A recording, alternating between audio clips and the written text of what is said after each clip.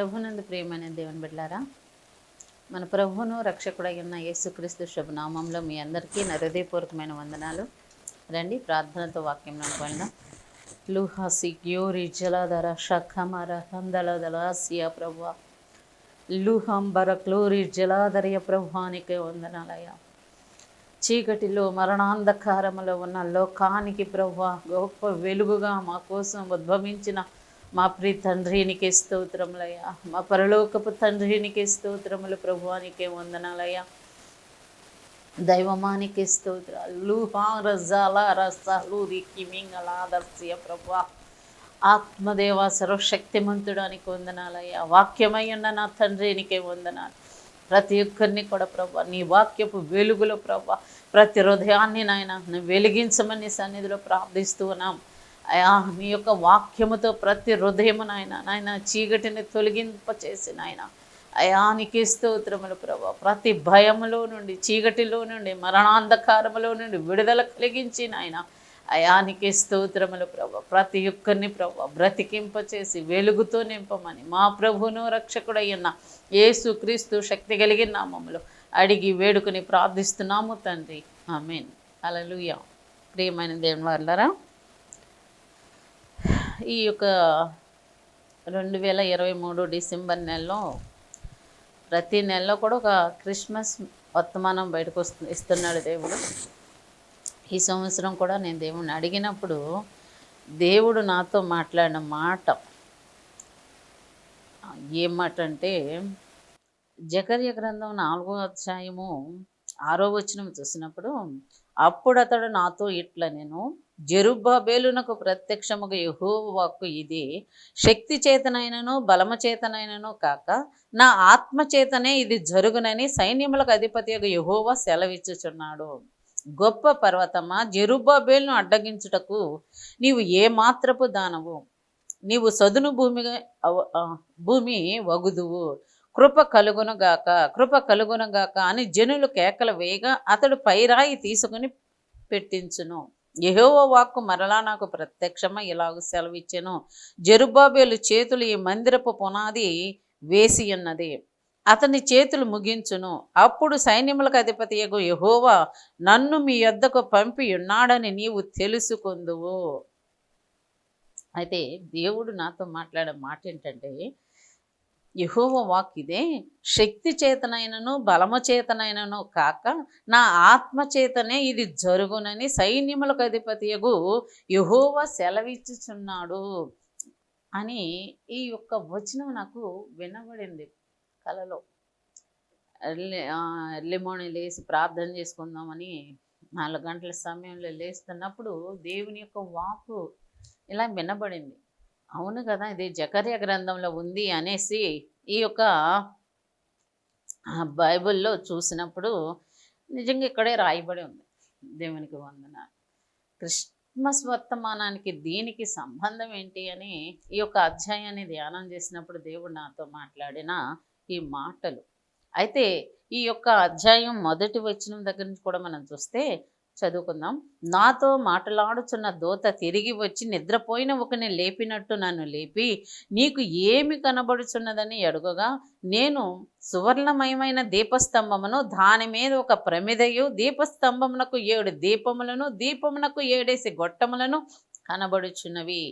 మరియు 2 ఒలీవ చెట్లు దీపపు స్తంభమునకు కుడి ప్రక్కన ఒకటియు ఎడమ ప్రక్కన ఒకటియు కనబడుచున్నదని చెప్పి, నా ఏలినవాడా ఇదేమిటి అని నాతో మాట్లాడుచున్న దూతను అడిగితిని. నాతో మాట్లాడుచున్న దూత, ఇదేమిటో నీకు తెలియదా అని నన్ను అడుగగా, నేను నా ఏలినవాడా నాకు తెలియదంటిని. అప్పుడు అతడు నాతో ఇట్లా, నేను జెరుబ్బాబేలునకు ప్రత్యక్షమగు యెహోవా వాక్కు ఇదే అంట, శక్తి చేత కాదు, బలము చేత కాదు, నా ఆత్మ ద్వారా ఇది జరుగును అని దేవుని యొక్క వాక్కు బయలు వచ్చింది. అయితే ఈ యొక్క జకర్య గ్రంథంలో జకర్య అనే వద్దకి, బెకర్య కుమారుడైన జకర్య వద్దకి దేవుని యొక్క వాక్కు వచ్చిందట. అలా ఈ యొక్క దర్యావేషు పరిపాలన కాలములో ఉన్న ప్రవక్తతో ఆ యొక్క జకర్యాకు వచ్చిన ఈ ప్రవచనం ఏంటి అని చూస్తే ఇక్కడ ప్రవచిస్తూ అంటున్నాడు, ఇది శక్తి చేత కాదు, బలము చేత కాదు అంటున్నాడు. సహజంగా ప్రతి మనిషికి కూడా దేవుడిచ్చిన బలము చేత, మనిషికున్న బలము చేత అనేకమైన పనులు, వ్యాపారాలు, బిజినెస్లు, చాలా చాలా పనులన్నీ కూడా మనం చేసుకుంటూ ఉంటాం. తద్వారా మనం దీవించబడుతూ ఉంటాం. కాబట్టి బలం అనేది ఒక భాగ్యం.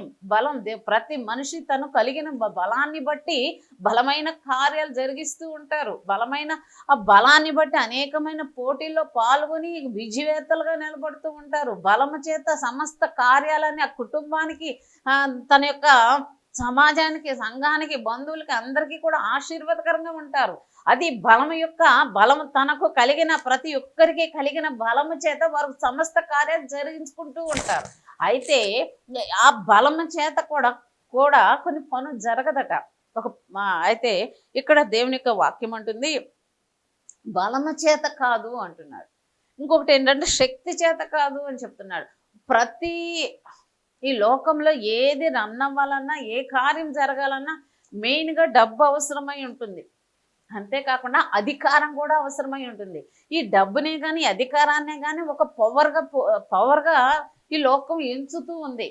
కాబట్టి ఈ యొక్క లోకములో ఉన్న వ్యక్తులకి ఈ యొక్క అధికారం ఉన్న ఒక సీఎంగా, ఒక పిఎంగా, ఒక మినిస్టర్గా, లేదా ఒక కలెక్టర్గా, ఒక అధికారిగా ఉన్నప్పుడు వారి యొక్క అధికారాన్ని ఉపయోగించి వారు అన్ని పనులు కూడా జరిగిస్తూ ఉంటారు.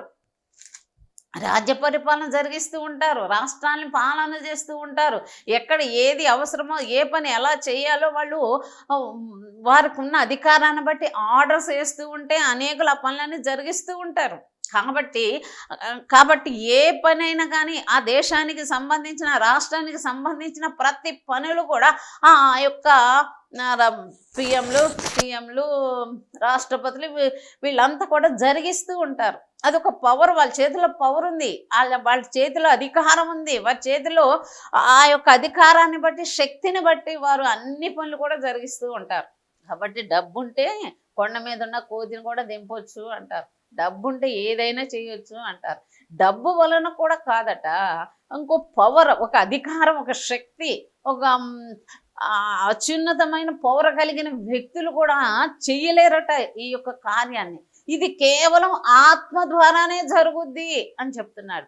ఏంటిది ఆత్మ ద్వారా జరిగే కార్యం ఏంటి అనేది మనం చూస్తే, ఇక్కడ రెండో వచనాన్ని మనం చూస్తున్నప్పుడు, నేను సువర్ణమయమైన దీపస్తంభమును, దాని మీద ఒక ప్రమిదయు, దీప స్తంభమునకు 7 దీపములను, దీపమునకు 7 గొట్టాలు కనబడుచున్నవి అని రాయబడి ఉంది. అంటే ఇక్కడ ఆ యొక్క జకర్యాకు కనబడుతున్న ఆ దర్శనంలో తాను చూస్తున్న ఆ బంగారపు దీపపు స్తంభం ఎవరిని పోలి ఉంది అంటే, మనం దాన్ని పరిశీలన చేస్తుంటే ప్రభు అయిన యేసును పోలి ఉంది. ఆ యొక్క బంగారపు సువర్ణ దీపపు స్తంభం, దానికి ఈ యొక్క దీపాలు కూడా దీపం ఉన్నట్లుగా చూస్తున్నాం. ఇదే దీపపు వృక్షాన్ని గురించి ఇక్కడ భక్తులు సెలవిస్తూ ఉన్నాడు. కాబట్టి అనేక మంది సేవకుల గృహాల్లో కానీ, దైవ సేవకుల ఇంట్లో, విశ్వాసులు అనేకల యొక్క గృహాలలో దీపపు వృక్షాన్ని తెచ్చుకుని వాళ్ళ టేబుల్ మీద గృహాల్లో పెట్టుకుంటూ ఉంటున్నారు. మంచిదే. అయితే ఆ యొక్క దీపపు వృక్షం దేన్ని పోలి ఉంది, ఎవరిని సూచిస్తుంది అంటే ప్రభు అయిన యేసునే సూచిస్తూ ఉంది. అయితే ఇక్కడ దేవుని యొక్క ప్రభు అయిన యేసు జెరుబ్బాబెలును ఇక్కడ యేసును పోలి చూస్తున్న విధానంలో ఇక్కడ దేవుని యొక్క వాక్ అంటుంది, శక్తి చేత కాదు, బలము చేత కాదు, బలము చేతనైనను కాక నా ఆత్మ చేతనే ఇది జరుగునని సైన్యములకు అధిపతి యెహోవా వాక్కు అని చెప్తూ ఈయన అంటున్నాడు, గొప్ప పర్వతమా, జెరుబ్బాబెలును అడ్డగించుటకు నువ్వే మాత్రపు దానవు, నువ్వు చదును భూమి వగుదువు అని చెప్తూ కృప కలుగునగాక అంటున్నాడు. అయితే ఈ జెరుబ్బాబెలుని అడ్డగిస్తూ ఉన్న ఒక పర్వతాన్ని నువ్వు ఏ పాటి దానివి అని మాట్లాడుతూ ఉన్నారు. ఆత్మ ద్వారా జరుగుద్ది అంటున్నారు. కాబట్టి నీవు దాన్ని, ఆ యొక్క ఆత్మ కార్యాన్ని అడ్డగించడానికి నువ్వు ఏ పాటి దానివని ప్రశ్నిస్తూ ఉన్నారు. అయితే మనము ఈ యొక్క లోక సువార్త 2వ అధ్యాయంలో మరియను గూర్చి మనం చూస్తూ ఉన్నప్పుడు, కన్య అయిన మరియను గూర్చి మనం చూస్తున్నప్పుడు, అక్కడ కన్యక అయిన మరియతో దేవుని యొక్క దూత వచ్చి ఏం చెప్తుందంటే, 1వ అధ్యాయము 28వ వచనంలో, ఆ దూత లోనికి వచ్చి ఆమెను చూసి, దయాప్రాప్తురాలా, నీకు శుభము, ప్రభువు నీకు తోడయున్నాడని చెప్పెను. ఆమె ఈ ఆ మాటకు బహుగా తొందరపడి, ఈ శుభవచనం ఏమిటో అని ఆలోచించుకొనుచుండగా, దూత, మరియా, భయపడకము, దేవుని వలన నీవు కృప పొందితివి. ఇదిగో, నీవు గర్భము ధరించి కుమారుని కని ఆయనకు యేసు అని పేరు పెట్టుదువు. ఆయన గొప్పవాడై సర్వోన్నతిని కుమారుడు అనబడును. ప్రభు అయిన దేవుడు ఆయన తండ్రి అయిన దావీదు సింహాసనం ఆయనకి ఇచ్చును. ఆయన యాకోబు వంశస్థులను యుగయుగములను ఏలును.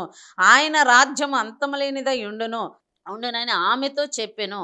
అందుకు మరియా, నేను పురుషుని ఎరుగని దానినే, ఇది ఎలాగూ జరుగునని దూతతో అనగా, దూత, పరిశుద్ధాత్మ నీ మీదికి వచ్చును, సర్వోన్నతుని శక్తి నిన్ను కమ్ముకొనును గనక పుట్టబోవు శిశువు పరిశుద్ధుడై దేవుని కుమారుడు అనబడును అని ఒక దూత చెప్తూ ఉంది మరియకు. అంటే పరిశుద్ధాత్మ ద్వారా నీవు గర్భం ధరిస్తావు అంటున్నాను. మొదటిగానేమో దేవుని కృప నీ మీదకి వచ్చింది కాబట్టి నీవు గర్భం ధరించి దేవుని కుమారుని కని ఆయనకు యేసు అని పేరు పెడతాము అని చెప్తే, అక్కడ మరియా అంటుంది, ఇది ఎలా జరుగుద్ది? అందుకు మరియా, నేను పురుషుని ఎరుగని దానినే, ఇది ఎలాగూ జరుగునని దూతతో అనగా, దూత, పరిశుద్ధాత్మ నీ మీదికి వచ్చును, సర్వోన్నతుని శక్తి నిన్ను కమ్ముకొనును కనుక పుట్టబో శిశువు పరిశుద్ధుడై దేవుని కుమారుడు అనబడును అని చెప్తున్నాడు. ఇది ఎలాగూ జరుగుద్ది? ఈ లోకంలో ప్రతి దానికి ఒక నియమం ఉంది, ఒక పద్ధతి ఉంది. ఆ యొక్క నియమము, ఆ యొక్క ధర్మం ఏంటి అంటే, ఈ లోకంలో పిల్లలు కలగాలి అంటే ఒక స్త్రీ పురుషుల యొక్క ఆ దాంపత్య జీవితంలో కలిగే సంతానం. అయితే ఇక్కడ మరియకు ఏ యొక్క పురుషుని సహాయం లేకుండా కన్య అయిన మరియ గర్భం దాల్చటం అంటే ఇది ధర్మ విరోధంగా జరుగుతుంది. ఇది ఏమాత్రము కూడా ధర్మంగా ఒక నియమముగా జరిగే విధానం కాదు. ఈ విషయాన్ని ఎవ్వరు కూడా నమ్మని విధానం. ఈ విషయాన్ని ఎవరు కూడా విశ్వసించరు. ఒకవేళ ఎవరైనా గర్భం దాల్చారు అంటే ఆమె క్యారెక్టర్ మంచిది కాదు, ఏదో జరిగిందని ప్రతి ఒక్కరు అనుకుంటారే కానీ అది పాసిబుల్ అవుతుందని ఎవరు నమ్మరు. కానీ అలాంటి అసాధారణమైన కార్యాలు జరగాలి అంటే ఒక అద్భుతం జరగాలి. ఎలా జరుగుద్ది అంటే, ఈ లోకంలో గర్భం రావాలి అంటే స్త్రీ కణాలు, పురుషుని యొక్క కణాలు ఉన్నప్పుడు మాత్రమే ఒక శిశువుకి జన్మ అనేది కలుగుద్ది, ఒక శిశువు ఉద్భవిస్తుంది. అంతేకాకుండా ఈ లోకంలో ఉన్న డాక్టర్స్ టెస్ట్ బేబీలాగా వారు చేస్తున్న యొక్క విధానంలో కూడా ఈ యొక్క స్త్రీ పురుష కణాలుగా కావాలి వారికి కూడా. కాబట్టి ఆ విధానంలోనే వారు సృష్టిస్తున్నారు. అయితే ఇక్కడ దేవుడు అంటున్నాడు, ఇది అసాధ్యమే, ఇది బలము చేత కాదు, శక్తి చేత కాదు, కానీ నా ఆత్మ ద్వారా ఈ కార్యం జరుగుద్ది అని చెప్తూ ఉన్నాడు. సృష్టికి విరుద్ధముగా జరుగుతుంది ఈ లోకానికి. ఈ లోకంలో అలాంటిది ఏది ఎప్పుడు ఎన్నడూ ఏ విధానంలో కూడా జరగని ఒక గొప్ప వింత, ఒక గొప్ప ఆశ్చర్యం, ఒక గొప్ప అద్భుతమైన కార్యము ఈ యొక్క పరిశుద్ధాత్మ ద్వారా, ఆత్మ ద్వారా ఈ కార్యం జరుగుతుంది అని దేవుని యొక్క దూత మరియకి వర్తమానాన్ని ఇచ్చింది. అయితే మరియ దాన్ని విశ్వసించింది, దానికి లోబడింది, తను తాను దేవునికి అప్పగించుకుంది, ఆ మాటకు విధేయత కనపరిచింది. తద్వారా తన జీవితాన్ని దేవుడు చక్కగా వాడుకోవటం జరిగింది. దేవునికి మహిమ కలుగునగాక. అయితే ఇక్కడ దేవుని యొక్క కార్యము, దేవుని యొక్క ఆత్మ కార్యము ఎలా జరిగింది అంటే, ఇది మనుషులందరూ కూడా విశ్వసించని విధానం అయినప్పటికీ కూడా దేవునికి అసాధ్యం అనేది లేదు. ఇది పరిశుద్ధాత్మ వలన జరుగును, ఇది యొక్క ఆత్మకార్యం, ఇది పరిశుద్ధిని కార్యము అని దేవుని యొక్క దూత చెప్తుంది. అయితే ఇక్కడ జకర్య కూడా ఇక్కడ ప్రవచిస్తున్న విషయం ఏంటంటే, శక్తి చేత కాదు, బలము చేత కాదు, ఆత్మ ద్వారా జరుగుదు ఒక కార్యం అని ప్రవచిస్తూ ఉన్నాడు. దాన్ని అద్దగించడానికి, ఓ పర్వతమా నీవెంతటి దానివి అంటున్నాడు. ప్రజలందరూ కూడా మరియా ఆ టైంలో గర్భం దాల్చినప్పుడు అందరూ కూడా వ్యతిరేకంగానే మాట్లాడుకున్నారు. ఆ వ్యతిరేకపు మాటలన్నీ కూడా యోసేపు విని ఆ మీద తప్పు మోపటం ఇష్టం లేక కామ్గా సైడ్ అయిపోవాలి, వెళ్ళిపోవాలి అని తను నిర్ణయం తీసుకున్నాడు. కానీ దేవుని దూత యోసేపుని దర్శించి బలపరిచింది. కారణం ఏంటంటే ఆ యొక్క పరిశుద్ధుడని నీతిమంతుడైన యోసేపుకి ఈ యొక్క మరియా పరిశుద్ధాత్మ చేత గర్భం దాల్చిందని చెప్పినప్పుడు తను కూడా విశ్వసించి దేవుణ్ణి నమ్మి తనని కాని గర్భాన్ని తాను ప్రొటెక్ట్ చేస్తూ కాపాడుకుంటూ సపోర్ట్గా నిలబడ్డాడు యోసేపు. దేవునికి మహిమ కలుగునగాక. హల్లెలూయా. అయితే ఇక్కడ దేవుని యొక్క ఆత్మకార్యం జరిగింది. ప్రతి మనుషులకి కూడా కొంత ఏజ్ వరకు పిల్లలు పుడతారు, తర్వాత పిల్లలు పుట్టరు అని చెప్తున్నారు అనేది సైన్స్ చెప్తుంది, మనుషులు డాక్టర్స్ చెప్తూ ఉన్నారు. అదే విధానంలో ప్రతి ఒక్కరికి కూడా తెలుసు, స్త్రీ ధర్మం ఉడికిపోయిన తరువాత పిల్లలు కలగరనే విషయం ప్రతి వారికి తెలుసు. అయినప్పటికీ కూడా ఈ యొక్క దేవుడు ఆ మొదటి దినాలలో ఆ ఆది కాండంలో అబ్రహాము శారా విషయాల్లో కూడా మాట్లాడుతున్నప్పుడు వారికి 100 సంవత్సరాలు వచ్చేసినాయి, బాడీ అంతా కూడా ఉడికిపోయింది, వారికి ఆ శరీరంలో ఏమాత్రం శక్తి లేదు అనేసి వారు గ్రహించారు. ఆ యొక్క శారా కూడా ఈ 100 సంవత్సరాల యొక్క కలిగిన ఈ అబ్రహాము ద్వారా నాకు పిల్లలు పుడతారా అని నవ్వుకుందట. నేను పిల్లల్ని కనగలుగుతానా అని నవ్వుకుందట. ఎందుకని అవంతా కూడా అది ఒక ధర్మానుసారంగా మనుషులకు బలము శక్తి ఉన్నప్పుడు జరిగే కార్యాలు ప్రతి వారు విశ్వసిస్తారు. కానీ అది మించిపోయినప్పుడు జరుగుద్ది అంటే ఎవరు కూడా నమ్మని విధానం. అలాంటి విధానంలో వారు నవ్వుకున్నప్పటికీ కూడా దేవుడు అంటాడు, దేవునికి అసాధ్యమైనది కలదా అని మాట్లాడాడు అబ్రహాంతో శారాతో. కాబట్టి దేవునికి అసాధ్యమనేది లేదు, ఎంత మాత్రము కూడా లేదు. కాబట్టే వారు ఆ వృద్ధాప్యంలో ఉన్న శారా గారు గర్భం దాల్చి బిడ్డలు కన్నారు. ఈ ప్రస్తుత దినాల్లో అనేక మంది కాల్ చేసి చెప్తున్న విషయం ఏంటంటే వారు యవ్వనస్తులే, వారు బిడ్డ మంచిగా దేవుని కృపలో వెళ్ళి వర్ధిల్లిన వారే, ప్రార్థనాపరులే. వాళ్ళు కూడా ఫోన్ చేసి ఇలా మా పాప ప్రెగ్నెన్సీ వచ్చింది, దాన్ని ఆ గర్భం సపోర్ట్ చేయలేకపోతుందంట, గర్భసంచి సాగిపోయింది, సో కాబట్టి ఆ వచ్చిన గర్భాన్ని అబార్షన్ చేసి దాన్ని క్లీన్ చేసి మళ్ళీ గర్భసంచి కుట్లేశారు, తర్వాత మళ్ళీ ప్రెగ్నెన్సీ వస్తుంది అని చెప్పారు అన్నారు. అలాగే మళ్ళీ కొన్నాళ్ళకి మళ్ళీ 4 monthsకి మళ్ళీ కన్సీవ్ అయ్యింది, మళ్ళీ బిడ్డలు దేవుడు ఇచ్చాడు. దేవుడికి మహిమ కలుగునుగాక. ఈ రోజుల్లో ఆ యొక్క యవ్వనస్తులకు సహితము కూడా ఆ యొక్క బిడ్డలను కనలేక కొంతమంది గర్భసంచులు కూడా అలా అయిపోతున్న విధానంలో ఈ యొక్క వృద్ధాప్యంలో ఉన్న శారా కానీ ఈ అబ్రహాము వీళ్ళ యొక్క విధానంలో దేవుని యొక్క శక్తి, దేవుని యొక్క కార్యం వారి పట్ల జరిగి ఎలా బిడ్డల్ని ఇచ్చాడో దేవుడు అట్లా అంతేకాకుండా కొత్త నిబంధనలో జకర్యా జీవితాన్ని, ఎలిజబెత్ని మనం చూసినప్పుడు కూడా వాళ్ళు కూడా వృద్ధాప్యంలో దేవుడు ఒక అద్భుత కార్యం చేశాడు. దేవునికి మహిమ కలుగునగాక. ఇవన్నీ కూడా అసాధారణమైన కార్యాలు. ఇవన్నీ కూడా ఒక అద్భుతాలు సృష్టించే విషయాలు.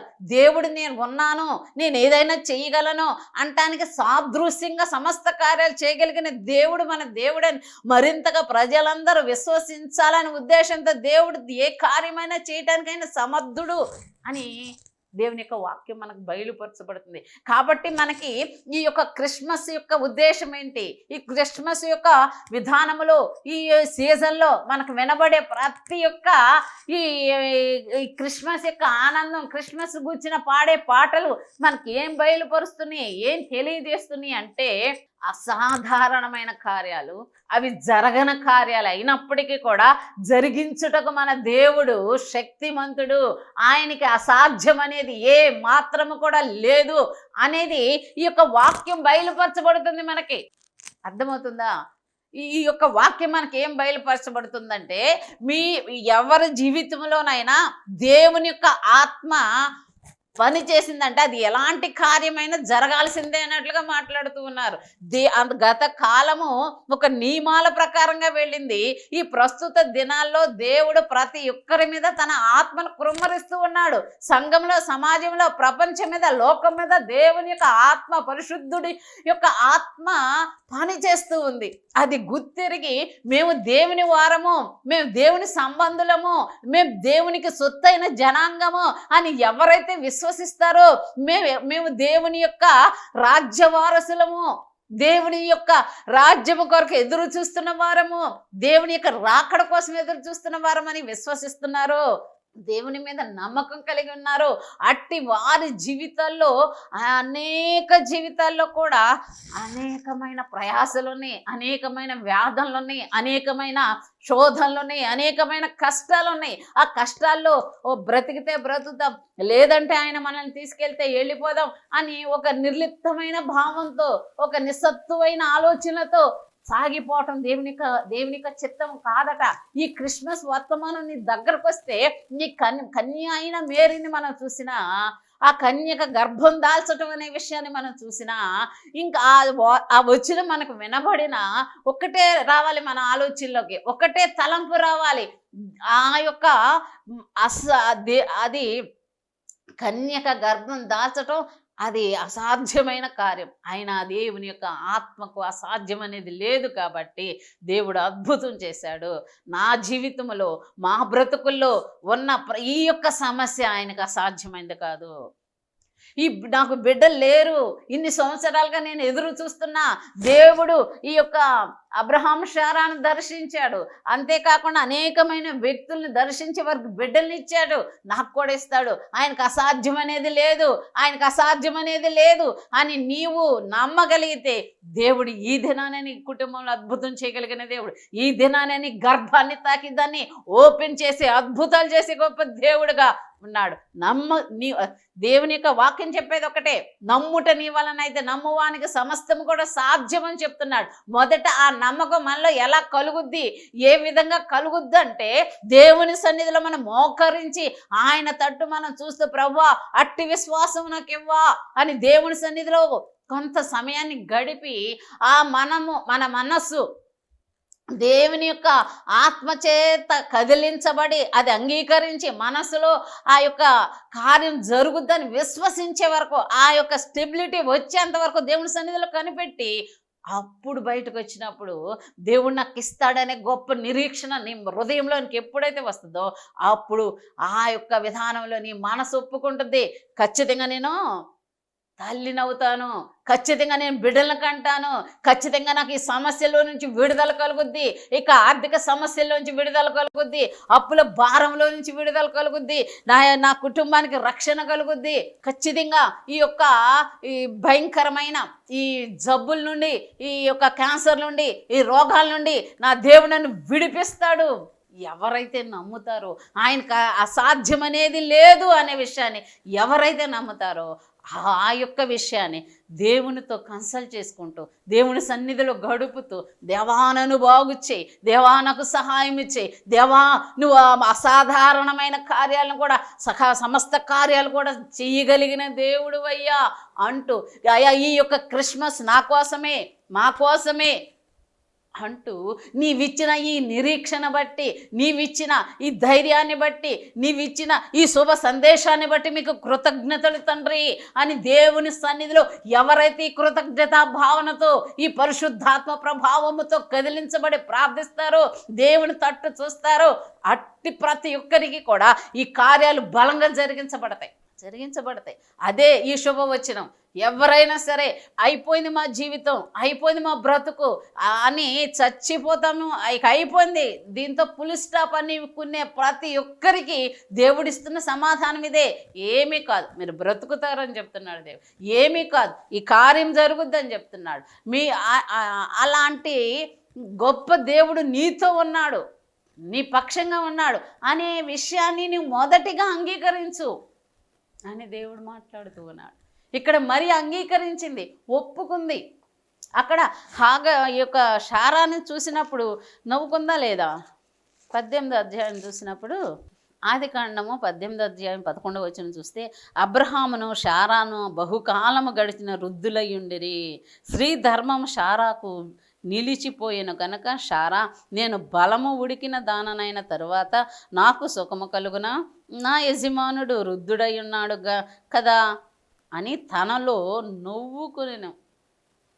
తన పరిస్థితి తనకు అర్థమవుతుంది, తన భర్తను కూడా చూసింది, ఆయన కూడా వృద్ధుడైపోయాడు, ఇంకా ఈ కార్యం ఎలా జరుగుద్ది అని నవ్వుకుందట. దేవుడేమో నువ్వు నవ్వలేలా అంటున్నాడు. లేదు నేను నవ్వలేదు అంటున్నాడు. లేదు నువ్వు నవ్వేమంటున్నాడు దేవుడు.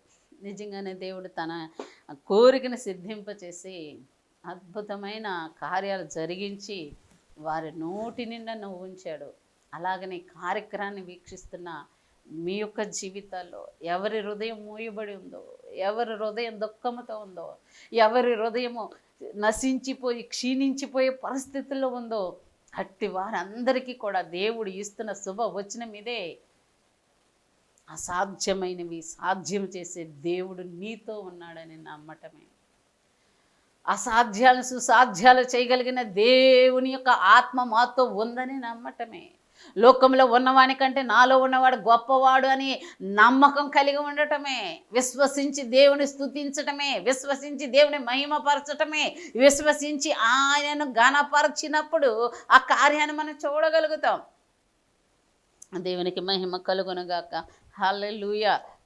యెషయా గ్రంథము 7వ అధ్యాయాన్ని మనం చూసినప్పుడు, యోధా రాజైన ఉజియా మనవడు యోతాము కుమారుడైన అహాజు దినాల్లో సిరియా రాజైన రెజీనును ఇశ్రాయేలు రాజును రెమల్యా కుమారుడైన పెకాహును యుద్ధము చేయవలని యెరూషలేము మీదకి వచ్చిరి, కానీ అది వారి వల్ల కాకపోయెను అని చెప్తూ అదే అధ్యాయంలో దేవుని యొక్క వాక్యం చెప్తుంది 14వ వచనంలో, కాబట్టి ప్రభువు తానే ఒక సూచన మీకు చూపును, ఆలకించుడి, కన్యక గర్భవతి అయి కుమారుని కని అతనికి ఇమ్మానుయేలు పేరు పెట్టును.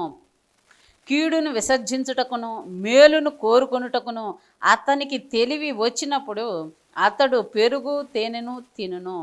కీడును విసర్జించుటకును మేలును కోరుకొనుటకును ఆ బాలునికి తెలివి రాక మునుపు నిన్ను భయపెట్టు, ఆ ఇద్దరు రాజుల దేశము పాడు చేయబడును అని చెప్తున్నాడు. ఇక్కడ కన్యక గర్భవతి కుమారుని కనును అని ఎందుకు చెప్తున్నాడు అంటే, ఇక్కడ అహాజు రాజు దినాలలో అక్కడ రెజియా అనే రాజు, సిరియా రాజు, రెమల్యా కుమారుడు వీళ్ళు ఈ యొక్క అహాజు మీదకి యుద్ధానికి వస్తున్నారు. అలాంటి పరిస్థితుల్లో ఈ యొక్క దేవుడు యొక్క వర్తమానం అతని యొద్దకు వచ్చి అతనితో చెప్తాడు. ఏమనంటే, 2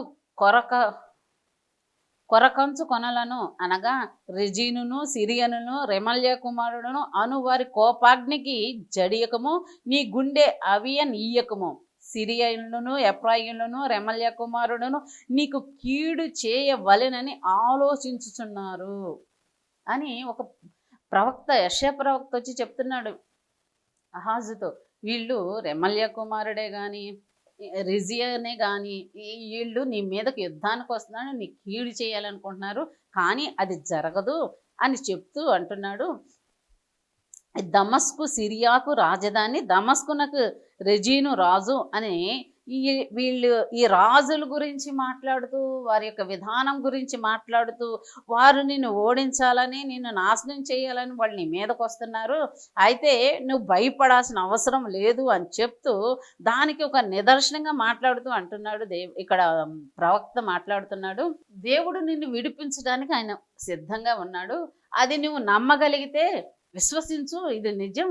కాబట్టి నీకు అనుమానం ఉంటే, నీకు ఏదన్నా డౌట్స్ ఉంటే అడుగు, దేవుడిని అడుగు, పరీక్షించు, ఇది ఎలా జరుగుద్ది, అది ఎలా జరగదు, అది నిజమా కాదా, అలా నువ్వు దేవుడు అయితే ఎలా చెయ్యి, అలా చెయ్యి, నేను నమ్ముతాను, ఎలాంటి పరీక్షలు కావాలో నువ్వు పెట్టుకో అని ప్రవక్త వచ్చి రాజుతో అన్నప్పుడు అహాజుతో, లేదు నేను దేవుని ఇసుకించను, నేను నమ్ముతున్నాను అని చెప్తాడు. చెప్పినప్పుడు ఆయన పలికిన మాట ఏంటంటే, అతడు ఎలాగూ చెప్పాను, దావీదు వంశస్థులారా వినుడి, మనుషులను విసికించుటకు సాలదనుకుని నా దేవుని కూడా విసికింతురా. కాబట్టి ప్రభు తానే ఒక సూచన మీకు చూపును, ఆలకించుడు, కన్యక గర్భవతి కుమారునికని అతనికి ఇమ్మానుయేలు అని పేరు పెట్టుదురు అని చెప్తున్నాడు. అలా పేరు పెట్టిన తర్వాత ప్రభు అయిన యేసు ఈ లోకంలో ఉద్భవించిన తర్వాత తనకు తెలివచ్చి తను పెరుగు తేనె తినే టైం కల్లా ఈ యొక్క రాజులు ఇశ్రాయేలీల మీద, యోధారాజు మీద యుద్ధానికి వచ్చిన ఈ యొక్క రాజులట కనబడకుండా పోతారు అనేది దేవుని యొక్క ప్రవచనం. అయితే ఈ ప్రవచనం చెప్తూ ఇక్కడ కూడా ఆయన అంటున్నాడంటే, అసాధ్యమైన కార్యాలు మీరు చూస్తారయ్యా, కన్యక గర్భవతి అయి కుమారుని మీ వంశంలో కంటద్దయ్యా, నేను దావీదుకి ఇచ్చిన వాగ్దానాన్ని నెరవేర్చబోతున్నానయ్యా అని వారిని ఎంతగానో ధైర్యపరుస్తున్నాడు దేవుడు. దేవునికి మహిమ కలుగునుగాక. ప్రియ దేవుని బిడ్డలారా, దేవుడు మాట్లాడుతున్నాడు ఒక్కటే, ఆయన శుభవచనం ఈరోజు నీకు నాకు ఈ లోకమంతటికి కూడా శుభవార్తే. ఆయనను విశ్వసించగలిగితే అద్భుత కార్యాలు చూడగలుగుతాం మనం. తండ్రి తన మాటలు దీవించినగా ప్రార్థన చేసుకుందాం.